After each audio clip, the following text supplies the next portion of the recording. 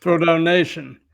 It is Monday night, and we are live on Instagram, YouTube, Twitter/X, Facebook, and Twitch. We are here at episode 53 of the Throwdown with Matt, and tonight we are throwing down with an up-and-coming talent coming to us straight out of one of the linchpins of the indie wrestling scene in Atlanta, WWA4. I present to you the king of fades, Mr. Jay Tyler. How you doing, Jay? I gotta get my pop real quick. I'm doing great, man. Just living life, taking it one day at a time. That's all you can do, man. Before we go any further, I do have a quick announcement I want to make, and that is we are now in a cross-promotional partnership of sorts with Seven Essence Tea. Seven Essence is now the official tea of the Throwdown with Matt, and several factors led into this. Two of their driving principles are authenticity and appreciation. Those are two values that drive the heart of Seven Essence, and authenticity and appreciation is something we strive for here at the Throwdown as well. They also mention on their website a quote from Matthew McConaughey that life is a verb, and couldn't agree more. And we need to live it as such. Plus, the owner of Seven Essence is a rock music guy who also happens to have an appreciation for wrestling. So it was a perfect fit for cross promotion. And tonight I'm drinking Darjeeling Vintage Muscatel out of an official Throwdown coffee cup. And later on at the end, I'll be putting a link up for our merch store if you want to get a coffee cup of your very own. But anyway, for those of you that are watching this live, any questions or comments that you have, throw them in the chat. And at the end, we'll do a quick little viewer Q&A session, and all questions and comments will be read and answered. So we're going to start with the first and most obvious question, Jay, and that is, how long have you been wrestling? I started around April 2022, so around 2.5 years. Gotcha. And have you pretty much trained at WWA4 the whole time with AR Fox? Yes, sir, the whole time. I've done seminars from Anthony Henry and Paul London was like my most recent seminar I did, but actually like majority training is AR Fox. Gotcha. Yeah, you really can't do a whole lot better than him, man. He is producing some real talent for sure. So, have you been a fan of this stuff pretty much your whole life? And if so, what is your earliest wrestling related memory? Well, growing up in the country, wrestling is like real big. So like my hasn't missed the episode of Monday Night Raw since it launched. My earliest memory is my uncle had two tapes. He had WCW Road Wild 1999, and he had SummerSlam 2001. And those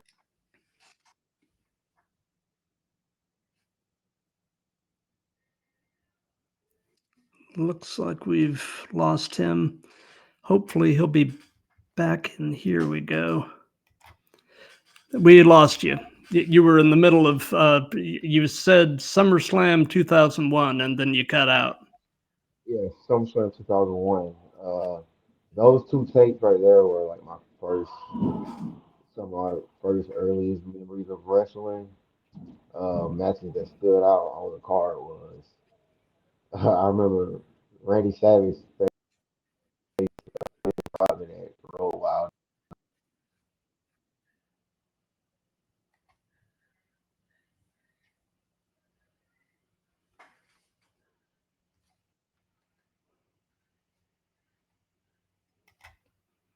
There we go. We lost you again.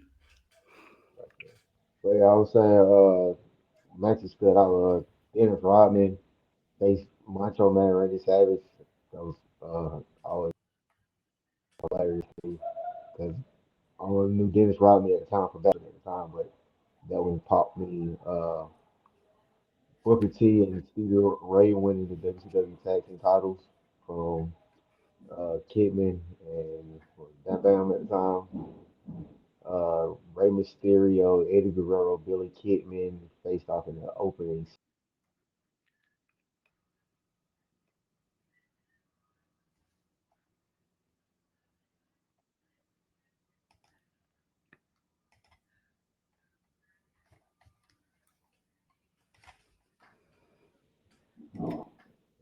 Hello, Hello, trying to get this hello. connection. There we go. All right, I'm on the Wi-Fi now. I should be. All right, yeah. Okay, okay. That was like one of my earliest memories. Rey Mysterio, Eddie Guerrero facing six-man tag against Vampiro and the ICP. Uh, yeah, that Oh was yeah. 2001 SummerSlam opened with Edge and Lance Storm for the IC title. Uh, RVD Jeff Hardy put on one of the greatest wrestling matches with a ladder I've ever seen. Booker T and Rock main evented. Austin and Kurt Angle tore the house down. Uh, DDP and Kane getting murdered by Undertaker Kane. Those matches stood out for me. And yeah, that was probably my first earliest memories of wrestling. Gotcha. Gotcha. Was there a particular point in your life where you looked at the TV or you looked at the show or whatever and you thought, you know what, I think I could do that? Was there a point where you decided, you know, I think I can be one of those guys? Oh well, when I was a kid, my mom and dad got me a trampoline. The one you kind of really got to put the whole net up and all that. But Oh yeah, me being me, me being me, I ain't put net up. I just put four. When I got three garden hoses and wrapped it around it and made my own wrestling ring on the trampoline when I was a kid. I used to walk out the garage like it's my own entrance ramp. Had created my own title belts out of cardboard boxes and shit. John Cena was the champion. He had the spinner belt. I manufactured my own spinner belt out of cardboard. It was like I did all that nice. as, as a kid. So wrestling with my cousins, my best friend. But the moment I was like, I said I could do this for sure. Actually started coming to the fore as a date with my girlfriend, and because I was like trying to find stuff to do, I was trying to do something with our relationship. So I found this place on Instagram. No, I found it on Google, and then I found out they had an Instagram, and it just so happened to be a Thursday, and they a four run on Thursday, so they were live. It Right. was like Thursday around like 8:30, and I clicked it. And I was like, oh, this is cool. And I watched the whole show, and I was like, oh, see what it's about. And I found out it was on Fourth Industrial, which wasn't Fourth One State at that time. And I asked her like, "Hey, you want to come out with me to this wrestling show on Thursday?" And she was like, "Yeah." So I brought her, and she enjoyed it. I enjoyed it. Then like the next week, I brought my homeboy, and we all had a good time. And like the third week, I seen.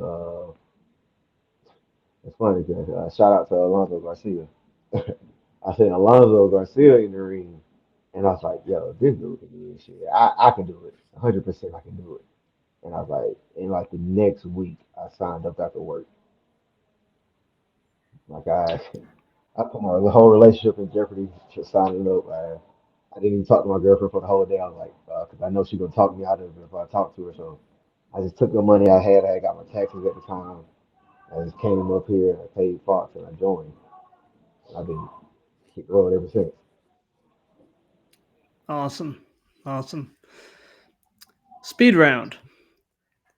Kane. Big Red Machine. Yep. First thing that comes to my mind every time. Any good memories of Kane? Uh, huh, him setting JR on fire. Yeah. Uh, watching it as a kid was wild, but now I think about it like as an adult, like that's the funniest thing ever. Watching it on TV. When you're a kid, though, you're like, oh my god. Yeah, grown man set him on fire. I was like, yeah, that's crazy. Yeah, I really let him set him on fire on TV. Yep. So, away from wrestling, what are some of your other hobbies and interests? Growing up, I was a big football guy. Uh, not as much anymore, but I still enjoy football. But wrestling really like took over all that. So like Gotcha. I enjoy doing other things. Like I enjoy hanging out with my friends and stuff like that. You know, talking about life in general and hanging out with my sisters. Like I enjoy doing that and my nephew, my niece. But as far as like other hobbies and anything like that, I mean like I wrestle. And, Gotcha. So I know, the goal is to have wrestling completely pay the bills and have it be your only thing. But right now, are you at that point yet, or do you still have a day job? I still have a day job. I actually went to work today. Work for Chevrolet. So Nice, nice. yeah, What do you full do at time. Chevrolet? I general maintenance. You know, on cars and stuff like that. Not too much. Not too Very shabby, but it good. pays. Absolutely. Do have any of your coworkers come to see you wrestle? Uh, only one coworker that ever came to an A4 show, and he came before I was wrestling. Gotcha. So, are you originally from Atlanta, or the Atlanta area? And if not, where, what is your hometown? No, I'm not from Atlanta at all. I'm from Greensboro, Georgia. Oh, okay. Born and raised. That's further east out I-20, isn't it? Yes, sir. Lake Oconee area. Yeah, yeah. So, what is your favorite thing about Greensboro? It's quiet. I love quiet. It's quiet. It's peaceful. I can look up at the stars at night and just peaceful. Very nice. Yeah, we live about 35 miles northeast of Atlanta. We're sort of on the line where suburbia starts to meet rural, which is really nice because, like you said, it's quiet. We've got, the amenities of Atlanta fairly close by if we need them, but we're far enough out that we don't have to deal with a lot of the stuff that you deal with being close to a big city. So it's good. So they say that the best wrestling persona is yourself turned up to 11. So tell me about in ring. Tell me about the King of Fades, and kind of compare and contrast him with Everyday Jay. Uh, King of Phase is me with no filter. Me just not being held back by, all right, I might, hurt this person's feelings or this person might not like if I do this. Like King of Face, I don't care. I'm me to 1,000. I'm saying whatever comes to my mind. I'm talking about whoever. I'm doing whatever I want to do. So I'm letting all the pent up aggression I've had over this past week of dealing with the people at Chevrolet. I'm laying it out in the ring now. So Gotcha. Gotcha. Um, do you ever find yourself having a problem turning off the King of Fades when you're away from the ring, or have you been able to kind of flip the switch back and forth pretty easily? uh, it's pretty easy. The moment I, just actually sit down and it's be like, all right, now this starting to hurt a little bit. That's when it turns off. When the adrenaline wears off, that's when it turns off. Like, all right, I have to chill out now. Gotcha. Speed round. Matt Taven. Matt Taven. I have no memories of Matt Taven. I heard the name before, but I have no memories of it. Gotcha. He's currently on AEW. Yeah, he's in a faction with Adam Cole and them, the Undisputed Kingdom. Uh, the other guy, you know, they always be all I see is Adam Cole. That's all it feels like. It's who they push is the person that I mainly remember. So, Gotcha. like I said, I've Gotcha. heard the name before. That's why it's like it's familiar. I just don't have any like memories of Matt Taven. No offense to Matt Taven. Gotcha. No, no, I'm sure he'd be fine with it. So, tell us about your very first match. What was it like? How did it go? What were your thoughts going into it? Your thoughts coming out of it? All of that. Let's hear all about it. Well, I don't have too much of a memory of the match. I know it was a house. I know Rave was Renegade was in it. I forgot who else was in it. Maybe Big Eight. I don't know. It was a hot fight screen. I'm pretty sure I was nervous. It was my first match, and it was like everything happens fast, and but it was cool. I had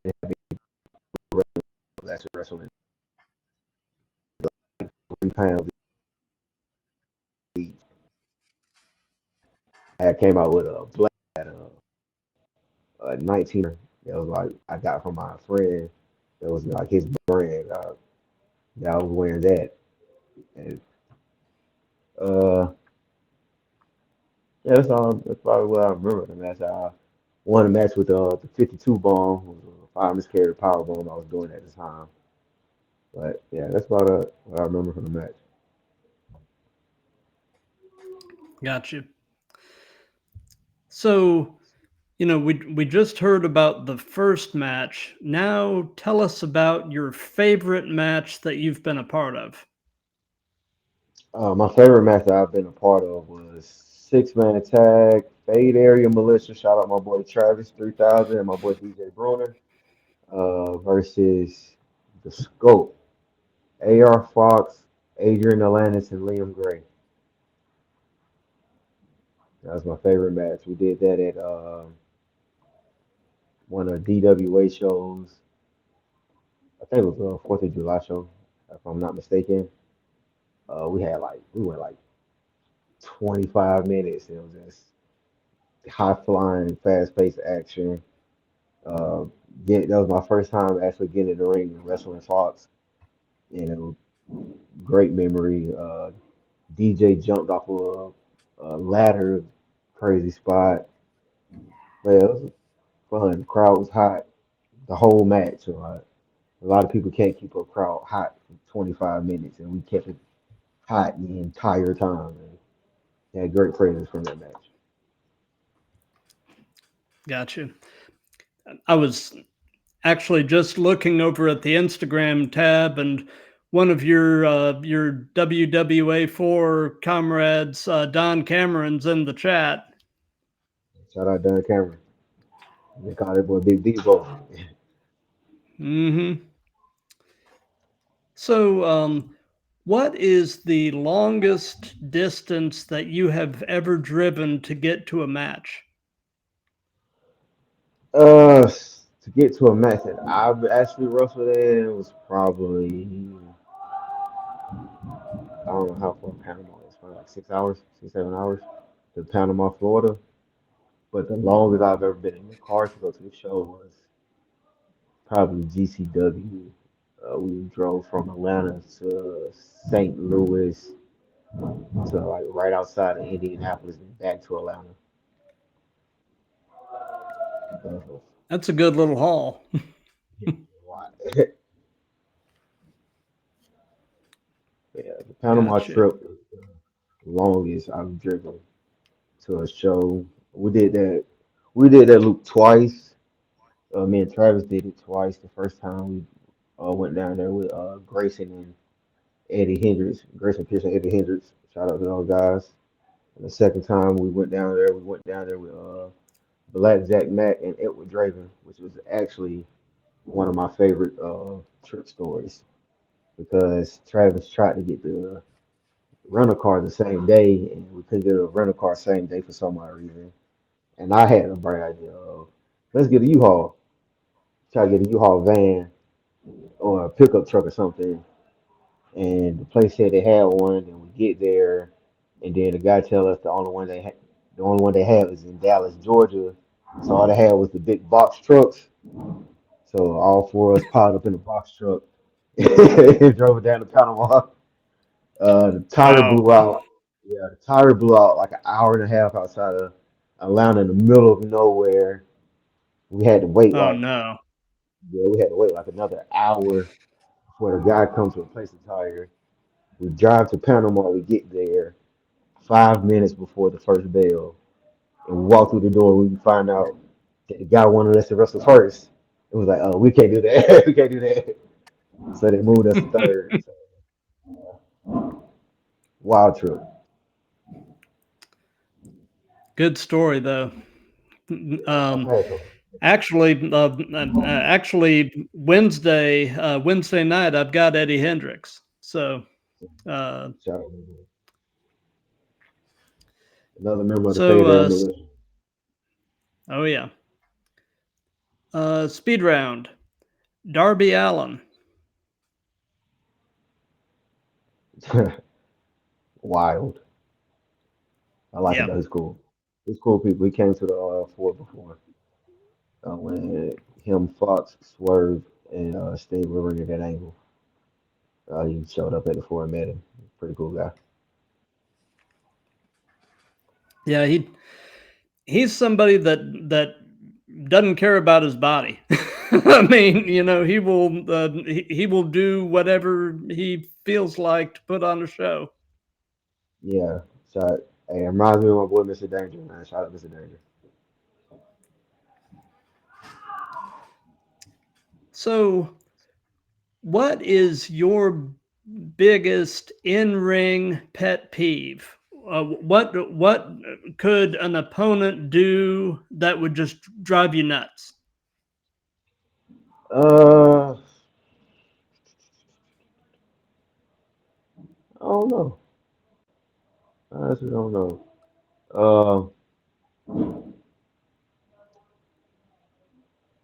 Probably repeatedly stiffing me. Like I don't mind a stiff punch. Like if you hit me one time, cool, whatever, not tripping. You hit me two Yeah, times, cool, not tripping. But you hit me about three times, like all right, now I gotta hit you back. So that's yeah. probably like the only time I've ever really got mad. Oh, this is my boy Travis. Hey, Shout out my boy Travis, Travis. what's going on? Hey, said what's going on? Good, How are you? Good to see you. good to see you, dude. It's my guy.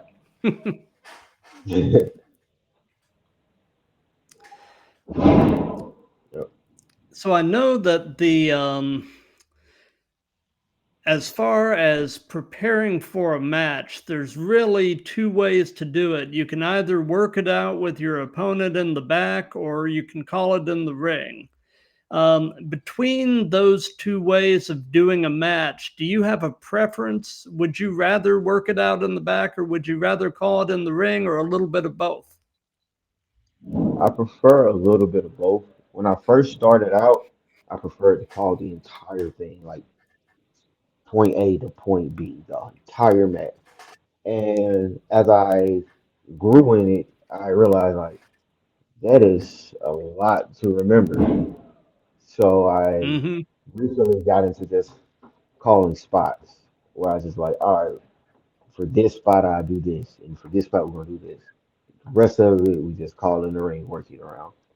That was like one of my other favorite matches I just recently did. It was a triple threat with AWOL and Keelan Cole, where we literally called like three spots, and the rest of it was just on the fly, calling in the ring, and we put on a banger. So yeah, I'm kind of liking that style more too. Gotcha.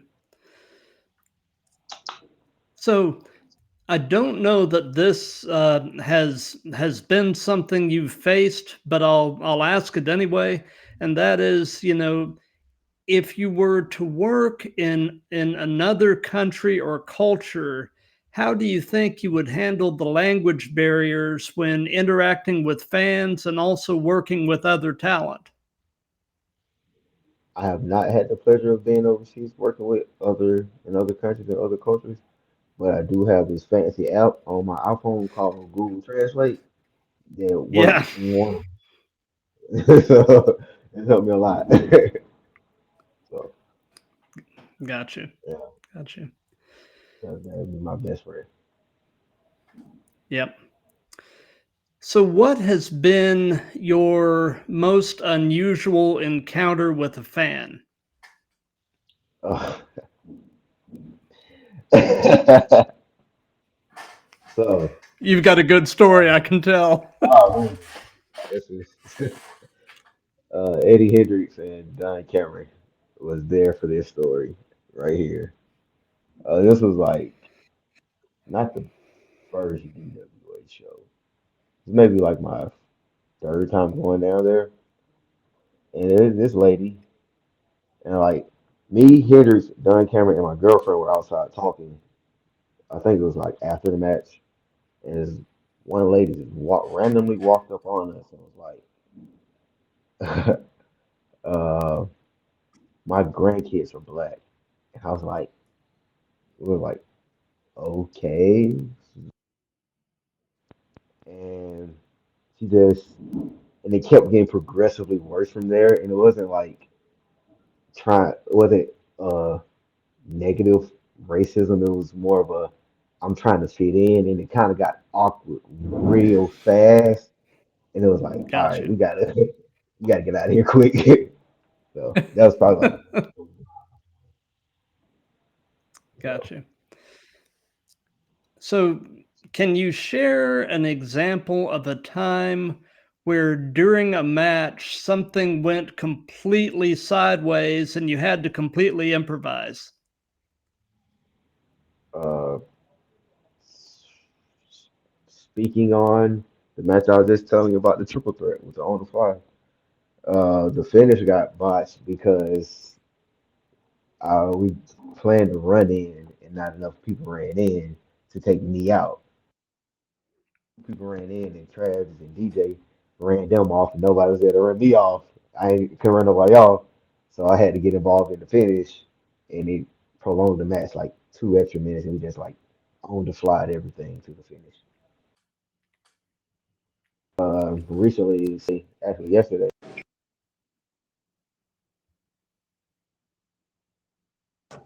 Hello, you can hear me? Yeah. Okay. Wait, yeah, Sunday, uh, we did a match with the Pump Line from San Diego at RIPW, Renegade Independent Pro Wrestling out here in Atlanta.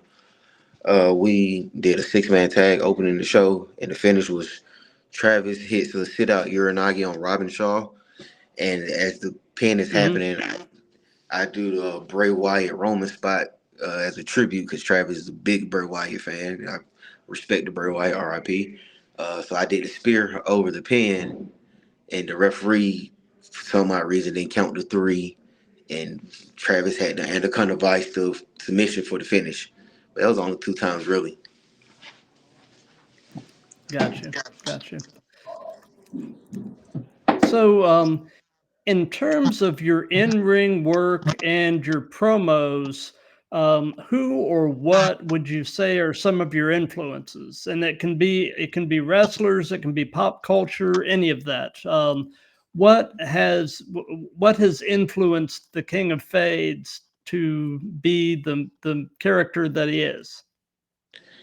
Honestly, it's not somebody from wrestling. It's not pop culture.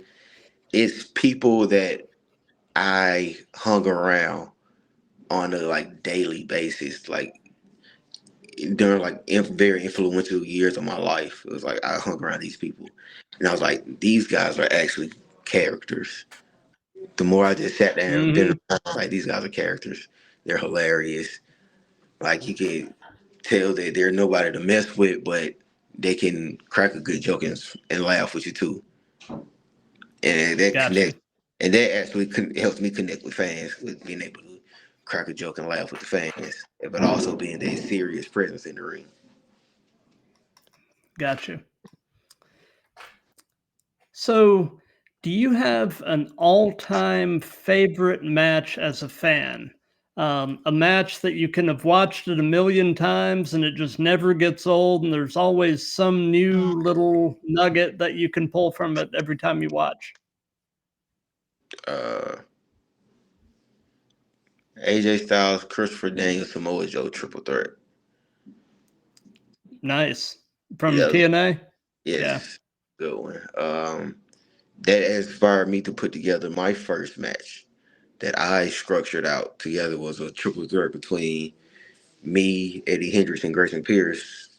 Like in our early years, early months of doing this, Fox let us do triple threats, and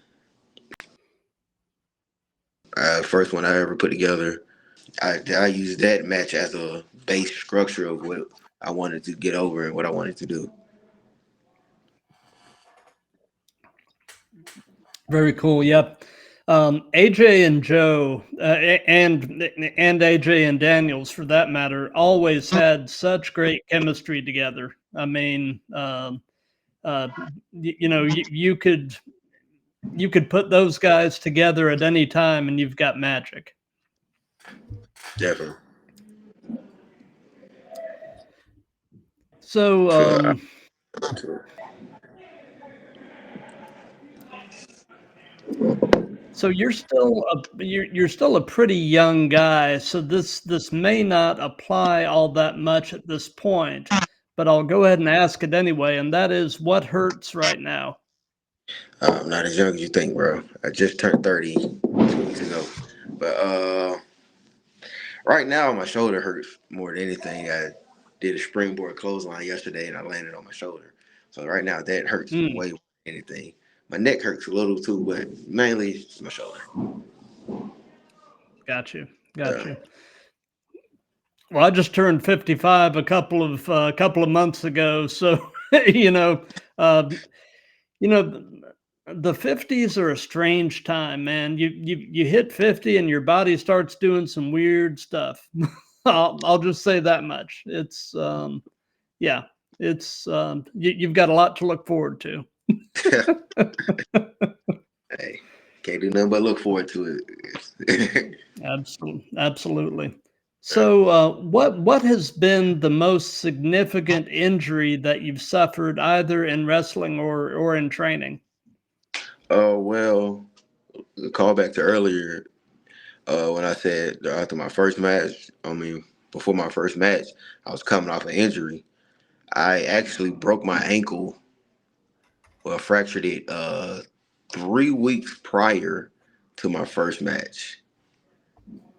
I was doing, we were having a show called Wicked, and we did another 6-man tag. Kind of seemed like I'm synonymous with these 6-man tags right now.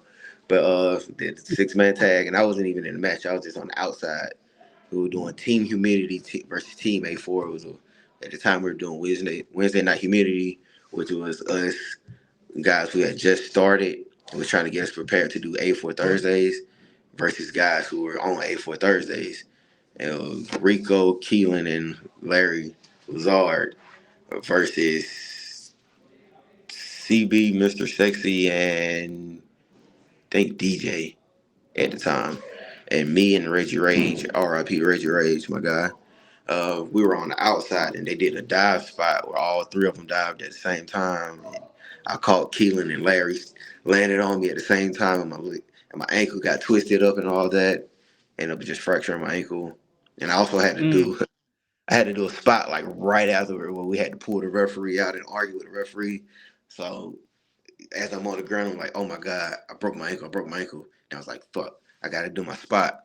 So I stand up, uh, snatch the referee out the ring, argue with her. She's trying to argue with me. I'm like, yo, kick me out of here right now. I don't care about anything you're talking about.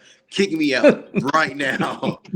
So she turned around, get out. And I looked at Reggie. I was like, Reggie, get me out here. And Reggie helped me get to the back. And I ended up going to the hospital and fracturing my ankle. So it was like, that was happening on the 31st.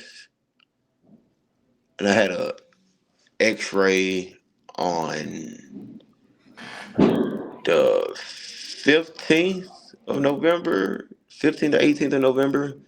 And I ended up being late. Girl, I know it was a Wednesday. I ended up being late to the my x-ray. And she was like, oh, we're gonna have to schedule for like next month. And I was like, so okay, cool. Schedule me for next month. That's great. I left that place, drove straight to the floor, put my wrestling gear on, hopped in the ring. So, all right, I'm wrestling. And a week later, I had my first match. So, wow. So, yeah. you basically wrestled with a broken ankle for a while? Yeah, for at least the first 3 months, I had a broken ankle. My main thing was I had the tendon in the arch of my foot. I think I did some damage to that too. So that hurt a lot longer than my ankle did.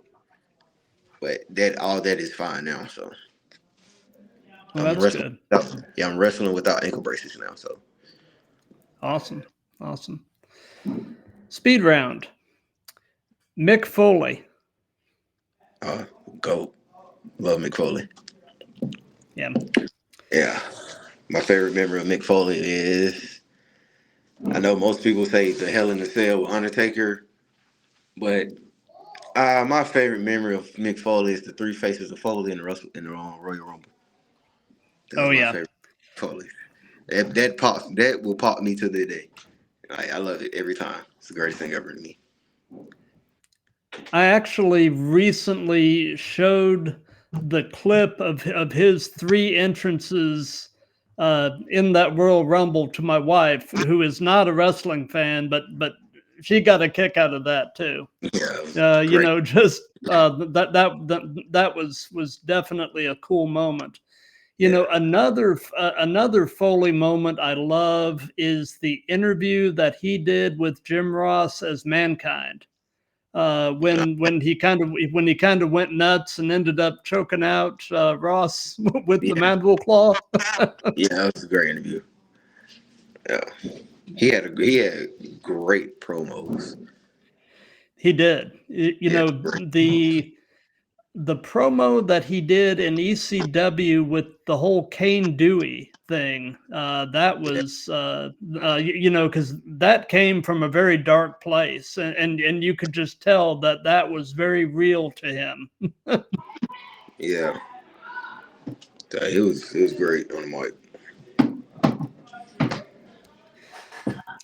So what are your thoughts in general on the current state of the business?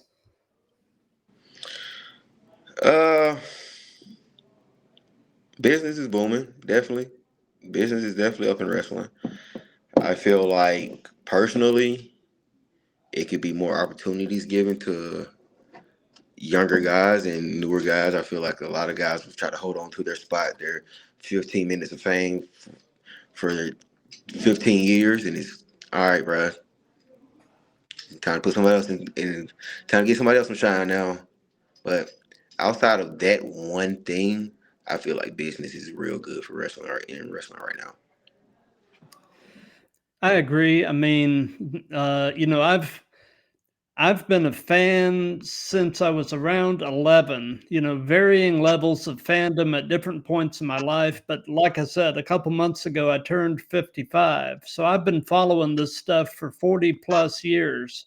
I grew up in the territory days, saw the whole Monday Night Wars start to finish, the whole rise and fall of ECW and on to today. And I've got to say, today is one of the most exciting times to be a fan, just because there is so much out there, so many different companies, so many places for guys like you to work and hone their craft and actually make some money doing this. You Yeah, know, and right now with the new regime in WWE and their willingness to work and collaborate with other companies, finally you really get the sense that almost anything is possible. yes, And it's for those reasons, from my perspective, one of the most exciting times I can remember. yeah, definitely. 100%. AEW is one of the reasons I actually got back into wrestling because, like, as a child, I loved wrestling. Teenager, young adult, I going into college, I tried to focus on football, so I didn't think about wrestling like that. Then after I left college, I didn't know what I wanted to do, man. I seen there's a new promotion coming up called AEW. I had stopped watching WWE at the time, and I was like, oh, see what they're gonna do. Thought it was cool. Then I know how at the time it was Vince McMahon, and I know how Vince McMahon is when it was with WCW. It's like, oh, if he got competition, he's gonna up his ante a lot. So I was like, let me see what they're gonna do on WWE. Then they upped their ante. Then the pandemic hit, and I was like, I stopped watching it again. And then I started, came to the fore, started watching it, and from there I learned about this beautiful world of independent pro wrestling and the GCWs and the MLWs and all that. But I had previous knowledge of the TNA Impact and the Ring of Honor from as a Yeah, child. Yeah. right. So, what is your and it's this is an interesting and fun question, because this is how you and I linked up, and that is, what is your take on the role that social media is playing as a promotional tool for wrestling? Social media is it's pros and cons as promotional tools. Cause it's pros as in it can be worldwide. It can reach anybody. The cons are how can you The guarantee count, that the right, anybody? Yeah, so it's like yeah, I yeah, spoke of this recently to a couple guys yesterday. I was like, yeah, I went to this one show I wrestled for, and it was like only 9 people in the crowd, and it was like they was like, yeah, the guy he doesn't want to promote correctly. I was like, yo, you got to think about it. Like in these small country towns, not everybody's following your Instagram and Facebook and Twitters and stuff like that. People don't know you. So therefore, you have to get on the ground and put in footwork in these small towns and hit the mom and pop shops and the locally owned restaurants and the barber shops and stuff like that. If you want to get proper promotion on like shows like that in small towns, but nobody listens to me, so hey. gotcha, gotcha. Yeah, it's like you said, the pro of social media is, you can connect to anybody, but the con is you can connect to anybody. I Yeah, mean, so it's exactly. it's kind of a double-edged sword. Yeah. So, So you're still a pretty young guy, but knowing everything you know at this point in your life, Jay, if you could give any advice to your younger self, what would it be? don't go to college. Tell your mama and your daddy to spend that 24K somewhere else and just give me 12, 1300 and let me come to the WWA 4 and get the training straight out of high school. That's the only advice I would tell myself immediately. Come out of high school, come here and train. I feel like that butterfly effect would be a lot crazier. Because you never know. I graduated high school in 2013. You never know. I could be in the WWE by now if I would have Yeah. started training then. So, But you know what, Jay? There's a reason why you are where you are when you are. So, it's all part of your journey. It's all part of your path. And, just cling to that and know that you're where you're supposed to be. oh yeah, I don't. When I first started, I stressed that like, damn, I wish I would have started earlier. Now I'm not even tripping. Like, I'm grateful that I started when I did. I've met people that I would have never met in my life that I'm grateful that are in my life. So I'm glad I started when I did. Absolutely. So, aside from seeking out WWA4 and AR Fox, do you have any advice for any young people that would be looking to break into the business? Um, Slow down. Slow down. Follow your heart. If you want to do it, put be serious about it. Can't you can half-ass it and be somebody who just wants to be an entertainer and wants to do character work all the time. You can do that if that's what you want to do. No knock to it, no shame to it. But if you want to take it serious and try to make it in a farther place, I feel like you should like put forth your best effort, like in all aspects, not just trying to be good in the ring. It's about being good in the ring, being good on the mic, being good in the weight room, being good what you eat, being good in what time you go to sleep, what time you wake up. Is all about just being good, just basically being disciplined. Really, just be a disciplined person and seek out Air Absolutely. Force. Seek out Air Force, Yep. definitely do. So, if you could only be one, would you rather be great in the ring or great on the mic? If I could only be one, if you're great on the mic, you can make a lot of money, and people remember you more, and then you can venture off into other things in life. So probably be great on the mic. Yeah. That question, I've asked it in all of these, and it's almost a 50-50 split. Between what people lean toward.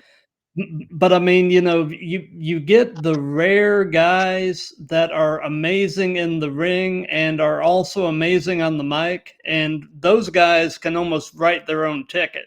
I mean, I'm talking about the guys like the Will Ospreys, people that are just otherworldly in the ring and can also throw it down on the mic. Yeah, Man, if you can do both, you're worth your weight in gold. yeah, definitely. That's why my goal. Try to get good at both.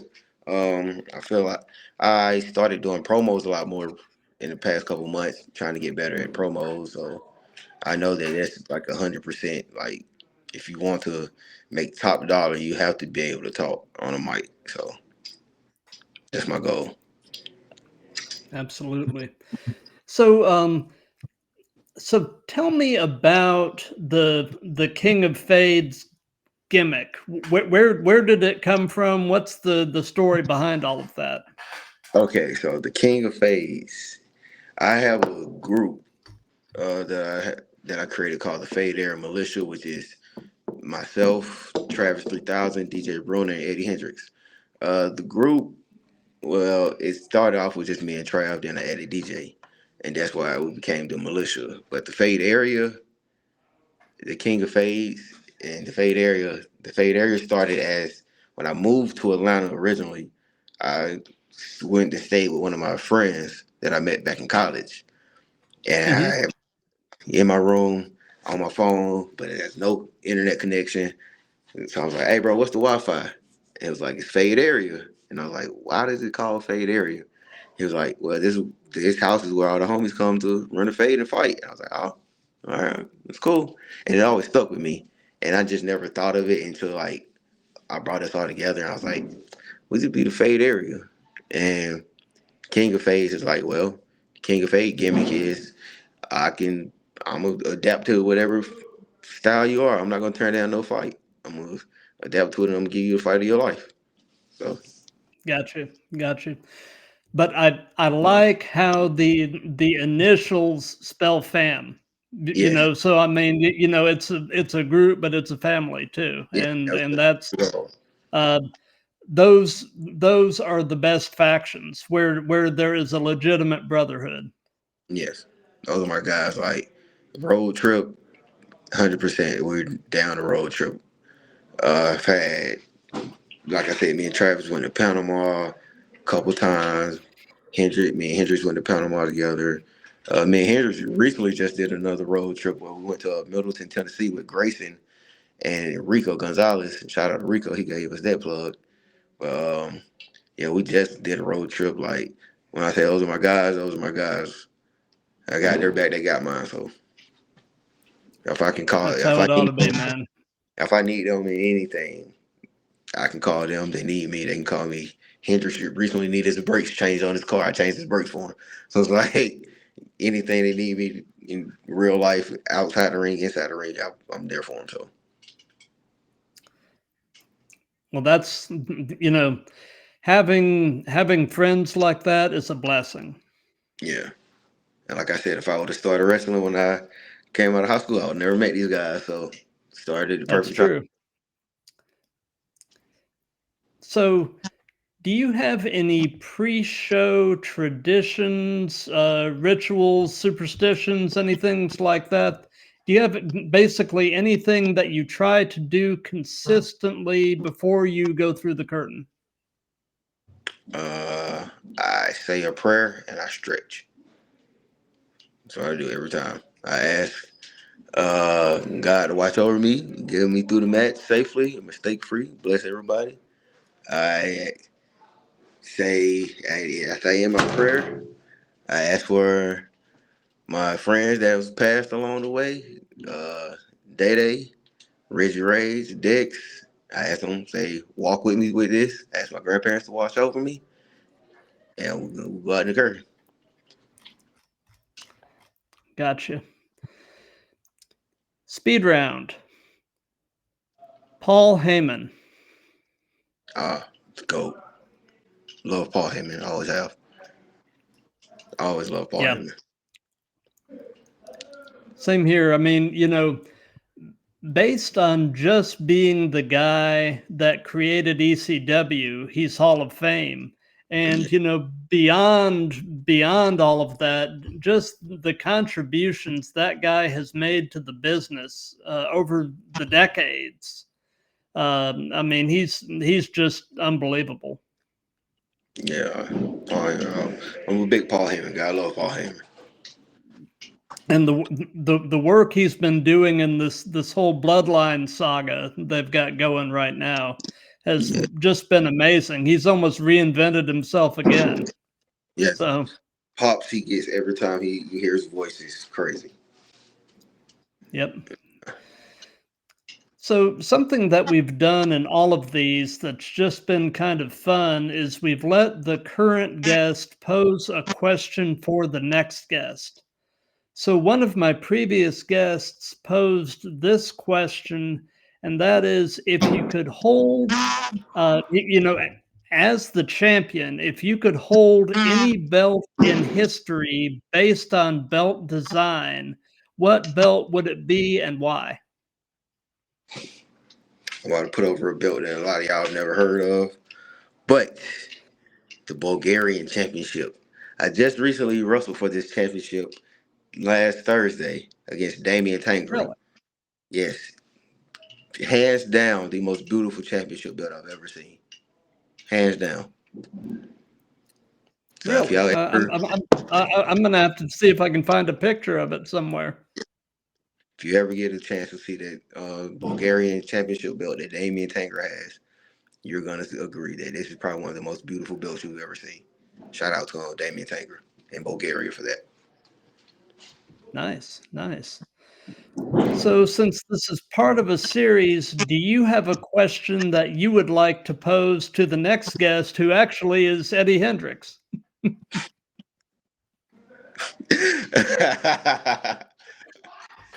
You're going to How have some has fun, I can tell. yes, how has Jay Tyler influenced your life? That's the question to Eddie Hendricks. I'm gonna definitely watch for that one question. Cause that's my guy, and I gotta mess with him. I got to. Okay, what you got? Yeah, I want to. That I really want you to ask. How has I Jay Tyler influenced Eddie Hendricks' life? And I want you to ask Eddie Hendricks, um, what is his ultimate goal in pro wrestling?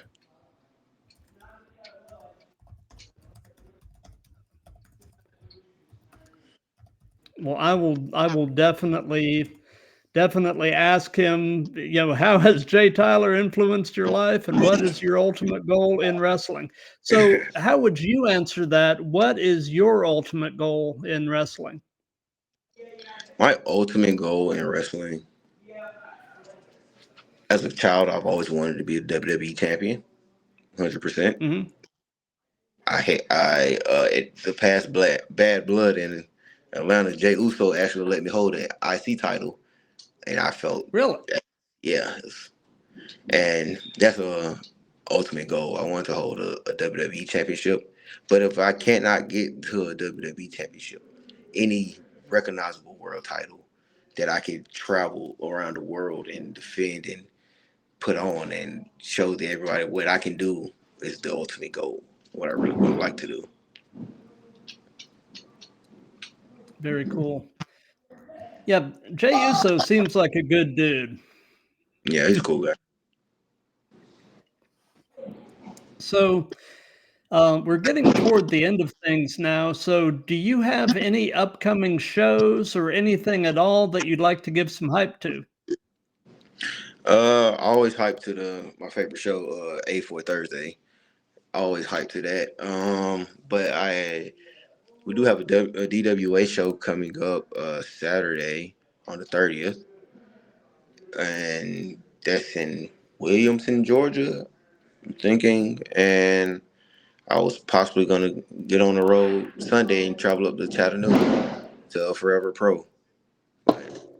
Those are the main shows, and um, yesterday.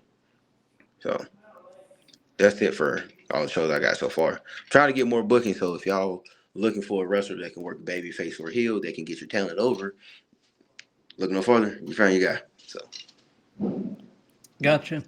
So, do you have a preference yourself between working heel or babyface? uh I like heel. Heel's in my personal opinion, heel is more fun. But I could do either or. I don't mind babyface at all. I actually ran when during my heel run here at the A4. This was actually one of the only places I ran heel. Everywhere else, yeah, everywhere else I got booked. I got booked for face. So Gotcha. Gotcha. So, as far as what we've got coming up, Wednesday night at 7 p.m. Eastern, I've got episode 54 with your boy, another Georgia-based wrestler, the Sun God Eddie Hendricks, the hero. and then and then this coming Sunday with a special early start time of 2 p.m. I've got episode 55 with another buddy of yours, the young gun, Grayson Pierce. Hey, shout out Grayson. I hate Grayson. I hate Grayson. Boo you, You Grayson. hate Grayson. Yeah, I hate Grayson. That's my guy, but I hate You Grayson. got any word? You got any words for Grayson? I'm coming for those belts, Grayson Pierce. Your days are numbered. Yep. Awesome. Well, Jay, I appreciate your time. This has been great, and at this point, you are part of the Throwdown family, and consider yourself as having a standing invitation to come back anytime. Um, for those of you that have been watching this live, thank you. For those of you that'll be watching this on replays, thank you for that. If you like what we've got going here, definitely spread the word. Right here is a QR code that'll take you to my link tree.